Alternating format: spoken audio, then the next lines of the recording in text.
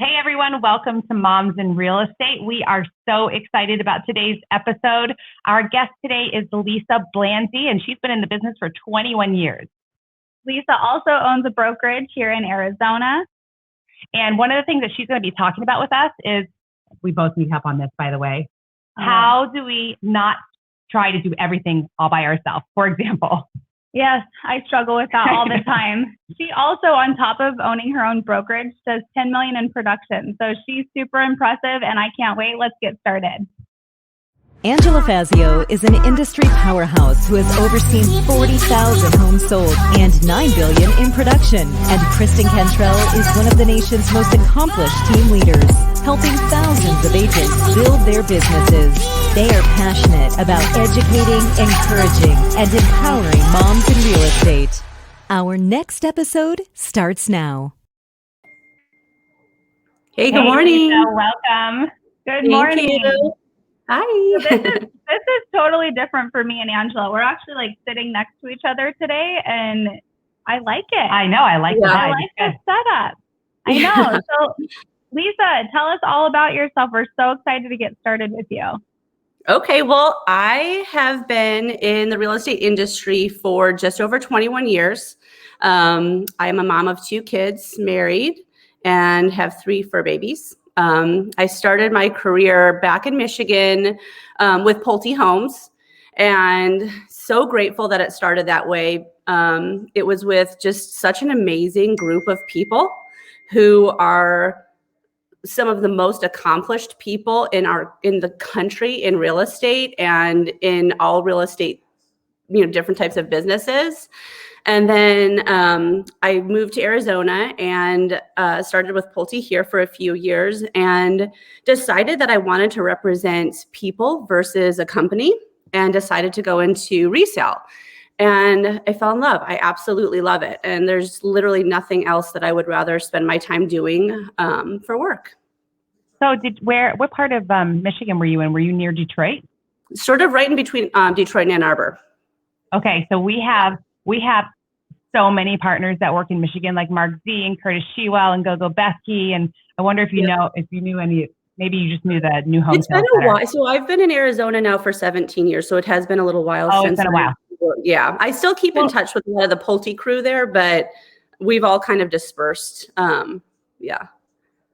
So I think it's really cool because if you think about that, you've been in real estate such a long time. That's been like your only career. Like that's all you've known. Yeah. Which is I was so 20. Cool. It is. Yeah. I know. I literally grew up in this business. And so did my sister, oddly enough. It's kind of crazy. Really? Why? Is she in resale or is she in new home? No, she's actually currently the VP of sales for Taylor Morrison in Phoenix. But her and I started with Pulte about the same time. I think she may have started like a year or 2 after I did.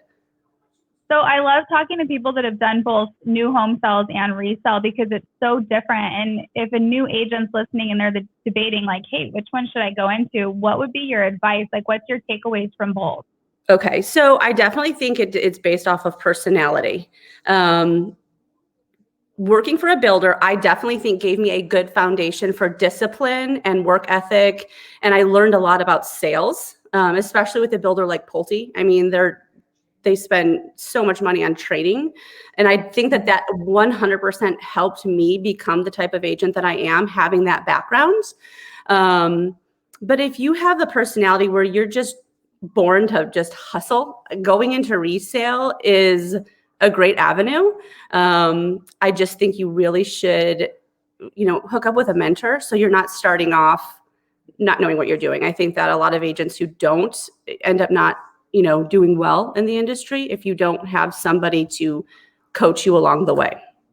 I think that people get, a lot of real estate agents do not have any idea how very different new home sales is to resale. In fact, we've known tons of agents to make the transition from the new home sales into resale. And every one of them says the same thing. It's like, that's a job.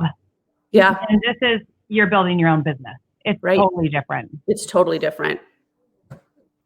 So you have this, you had mentioned to us before, like the difficulty that you have with, let's say, letting go of everything. Tell us about that. I did. It took me so long. So, I mean, when you first get started, you're not selling, $1 million a month, and your money is precious. So to say, okay, I'm going to invest what I'm making and hire a team, it's hard. So you learn to do everything yourself.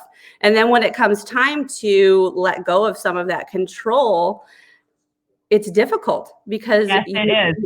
it's a little scary, but I did. I mean, we literally have a team of social media. We have a branding person. We have office staff that will help with, calling, checking in. I mean, we have quite a few people that are helping out. And that's honestly what bumped me from not being able to get to that $10 million a year mark to over that. Is letting go so that I could focus honestly on my clients and growing the business. I 100% agree. The year that we hired a couple of people to help Chuck and I, we went from 22 million in sales, and the next year we did 40 million. That's amazing. And I would not let go before that. I would not let go. It's and hard. I'm like, why did I not let go? I think everybody says that too after they finally do say, okay, I need to, have other people to kind of help out. And why did I wait so long? I literally couldn't believe how much easier life was and how it was such a smoother process for the people that we were working with to have me available so much more than I was when I was doing everything. I think it's even, at home when you're like, okay, it's time for me to hire somebody to clean my house. That wasn't hard for me. That wasn't hard for me. Well, it is, especially as somebody when you're holding on to like every penny you make because you don't know what's going to happen next, And so I think that when you accept help in your home and then with cleaning, and then also I feel like I really embrace like my tribe, like my mom and my sisters and like my friends. And when they would offer to help me with my kids, before I'd be like, oh, I don't want to put that on them. And then all of a sudden I was like, why? Like they're part of my life. And, they actually want to. Yeah, they want to do it. Yeah. Yes. I know. I do have that guilt after asking for help. And even with my parents, they're like, Lisa, we're here for a reason. We want to do it. Want to. Yeah. Mm-hmm. Yeah. So true. And that's been a recent thing for you where you hired somebody to help you with like your social and your branding and everything, right? That was totally new. So I still come up with the content because something that's always been so important to me is truly being authentic. And I know that that's kind of like a popular thing to say, but that's been something that I've been so determined to maintain, like being myself, and the image and that, we're putting out there really is coming from me. So they help me with certain things. But I still do work on a lot of the content I like that you made that point, because just because you're delegating, well, first of all, you have to go back to why you have to, if you're a control freak, like it sounds like we all are, why, what is the foundational reason why you need to let people come alongside you? Well, it's because God created us to be in community. Yeah. Community infers that he gifted us all differently. And that's why, so we can come together and do something better. But that doesn't mean that you aren't controlling your brand, for example, or controlling like the way business is conducted. Delegation doesn't mean you lose your identity. In fact, sometimes you can develop it better. Yeah.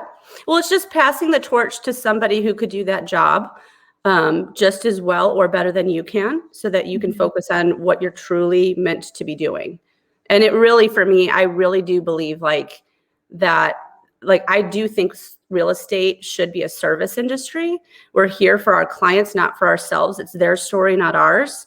And being able to be so much more available to my clients for every, the process that I need to be there for, or part of the process that I need to be there for.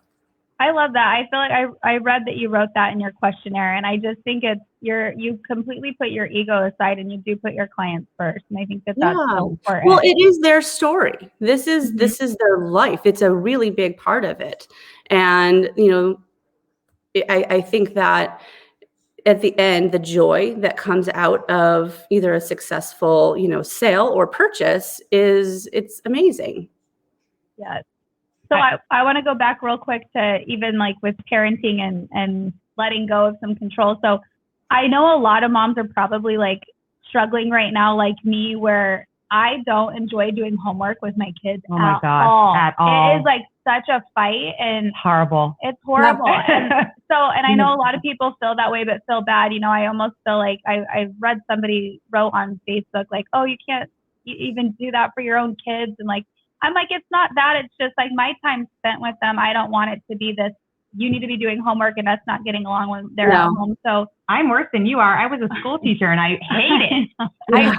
I'm like the worst parent ever. Like when I was a school teacher, I was like one of those parents that just didn't want anything to do with it. Yeah, it's hard. So I actually, like, since we're hybrid, I hired a tutor. I was like, I'm hiring a tutor to do this with them. And like, that was really hard for me to just be like, I can't do it with you, but she can. And it's been awesome. She's been so great. You're a happier person. I wish I would have done that. I really do. I wish so bad that I would have at the beginning of this found a tutor to come in and work with the kids. I just set a different set of expectations of what the grades look like this year. Because end of the day, I don't know that it is going to be a complete, accurate depiction of what they're learning in school. Right? Mm-hmm. I hope so. I don't think it is. I mean, when I sit down and I spend time with the kids doing their school work, I feel like they're comprehending it. It's just getting all of the little things that give them that grade done isn't easy because they're so distracted when they're here. Oh, so they're missing a few things, which, setting new expectations has been huge. You know what I'm more focused on now? Honestly, and this is going to, I don't know how you're going to think about this, but I'm more focusing on helping our kids have a more normal existence than if they're going to learn that historical fact, for example, because it's so weird. And so like our kids are learning that it's normal to wear a mask outside. So I am struggling with, my daughter's 14. Like, let's talk about boys. And I mean it in a healthy way. How are your girlfriends? You know, can you invite them over to the house? Because they have no social, a lot of them have no social life right now. So I'm not that social. So please don't misunderstand me, but I guess I'm more focused on them having a healthy understanding of what's going on than a healthy understanding about algebra. Right. I love that. Yeah. Me too. I really like that. We're kind of lucky. The neighborhood that we are in is a sea of children. So while going to school feels kind of weird when they come home, they're out playing with kids and living a relatively normal life. And I really feel like that's made a huge difference for them is that, you know, while they're not in school, it still feels like they're kids. They're, playing football and Foursquare and soccer and do kids still play Foursquare? I don't know. I didn't know what it was. They do. Do they hopscotch? I've seen hopscotch. No, no. I've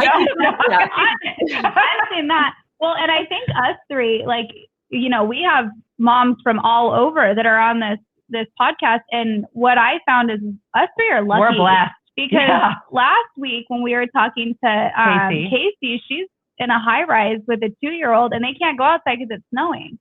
And I'm like, it really kind of hit me hard where I was like, you know, we don't experience what a lot of people are experiencing during COVID. Sure. Arizona, we are definitely lucky. We're a very different version of what is going on in a lot of other places, without question.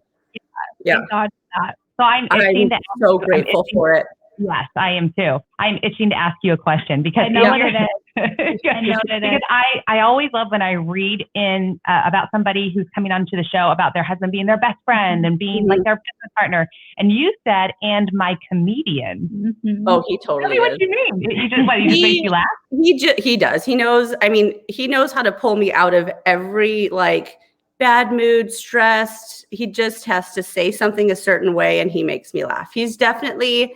We've known each other since we were 17 when we met. Really?